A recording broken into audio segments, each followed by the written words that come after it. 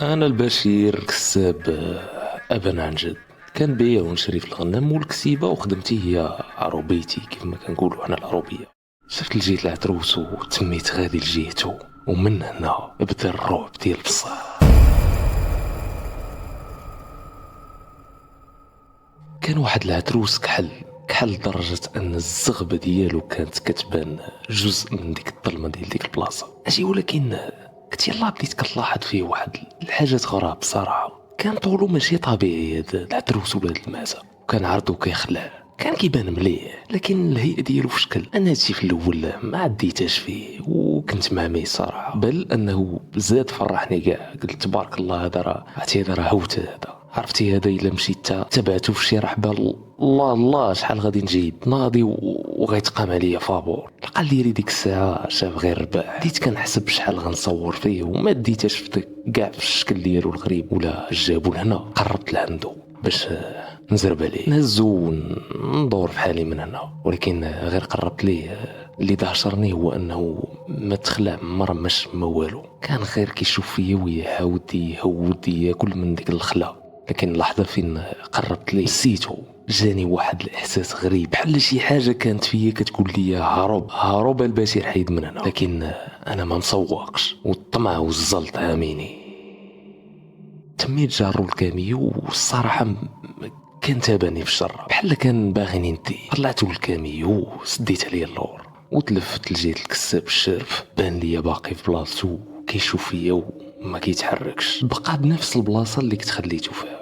ديماريت وبغيت نتكلم من هاد البلاصه اللي في شكل وكتخلع. شديت طريق الرجعه والظلام طاح بالسربه، الجو بدا كيبرد وديك الطريق ولات كتبان بحال شي كنطره طويله ما كتساليش. وانا غادي في ديك الخلا، مره عيني كطل على كنشوف من ورايا هذاك العتروس. كان واقف عادي وملفت للطريق اللور، بحال الا كان كيودع بلاصتو، وكون غير بقى هذا المنظر الزوين بحال هكا، لانه واحد شويه وانا مركز مع الطريق ومع داك الظلام الخايب ديالها. بديت كنسمع شي خبيط اللور ديال الكاميو، كان واحد الخبيط ما عمري ما سمعته حياتي كلها وانا كنهز البهيم. هاد الصوت اول مره كنسمعو، كان ركيل ثقيل عندي اللور في الكاميو، كان بحال شي واحد كيضرب برجليه بجوج طقه واحده. هزيت عيني للمرايه وما لقيتش العتروس، كان الكاميو خاوي. ومن هنا بدات التطير.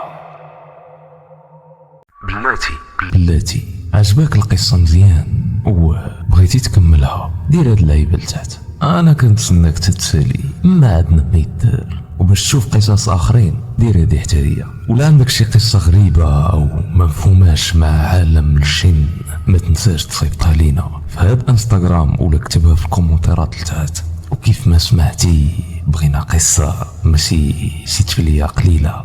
ودابا نكملو. هذا فين مشى؟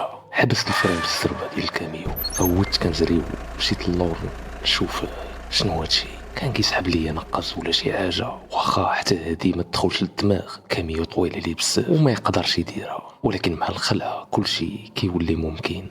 حليت اللور وطليت، لقيت العتروس واقف في بلاصتو، اللي في شكل هو انه يلا طليت من الداخل كان الكاميو خاوي. هادو كلهم كانوا اشارات ليا، وانا كي البهيمه باقي ما بغيتش نفهم. رجعت الكاميو راسي كيحاول يبرر ليا تاني، قلت غالبا غير الطريق محفر بزاف والكاميو كيتهز، ويمكن في ديك اللحظه العتروس هود ولا شي حاجه وما بانش ليا.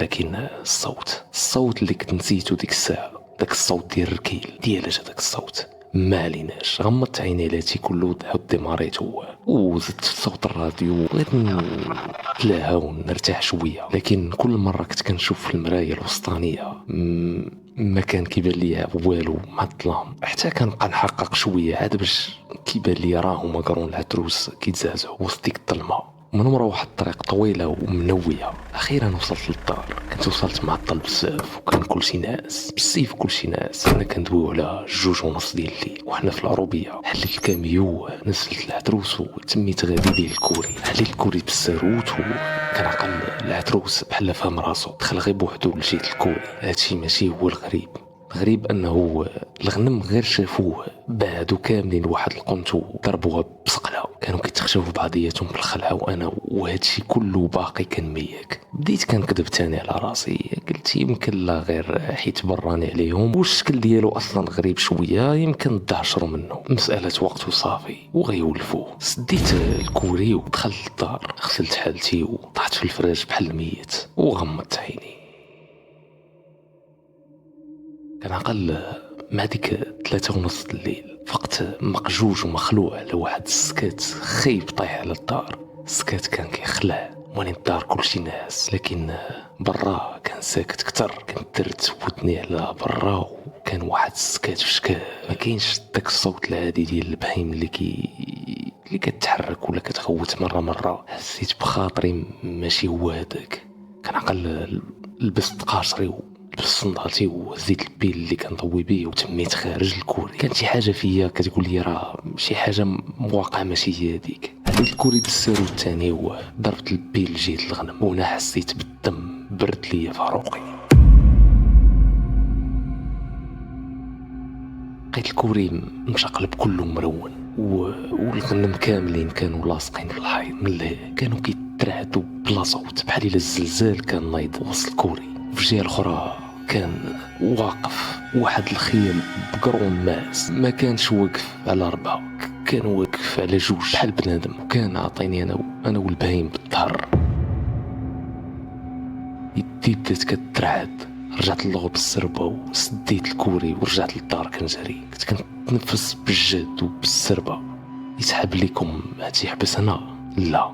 سمع المكلخ ديال راسي شنو قال لي تاني، قال لي يا ودي رجع الكوري راه يمكن هذاك غير شي شفار فراق، شي لابس شي حاجه طويله دخل البهيم وبغى يسرقني ويرزيني في رزقي، والعتروس راه يمكن راه غيكون غير ناعس في شي قنت تما وما بانش ليا بداك الظلام، وهاد بنادم اليوم غبي يا ولدي. الفكره ديال الشفار عطاتني واحد الزعامه ما كايناش، واحد الزعامه ديال شي واحد بغى يدي لك رزقك فابور وبالبرد. ديك الزعامه ما خلاتنيش نفكر بزاف. دخلت الدار، فيقت ولادي ودخلنا لواحد الكراج عندي وهزينا واحد الزراوط ملاح وخرجنا قاصدين الكوري. حليت الكوري بالشاد، دفعتو برجلي وشعلت البوله الكبيره ديالو، ما كان حتى واحد. الكوري كان خاوي، الغنم باقين في بلاصتهم خايفين وكيترعدوا، لكن اجي فانا هو العتروس ما كانش. باقي لدابا باغي غير نفهم فين مشى داك العتروس، فين ما كنبغي نتفكر ولا غير نحاول نفهم راسي كيبغي يحبس. مشكل انه كيف ما قلت انني باقي لدابا مرة كنشوف واحد الحلمه كتبرزطني في نعاسي وكتفيقني شي مرات في نصاصات الليل. وهاد الحلمه هي انني كنحلم براسي سايكل كاميو في طريق كلها كحله، حتى لواحد شويه كنتلفت حدايا كنلقى بنادم براس ماعس كحل كرون طوا كيشوف فيا ويضحك.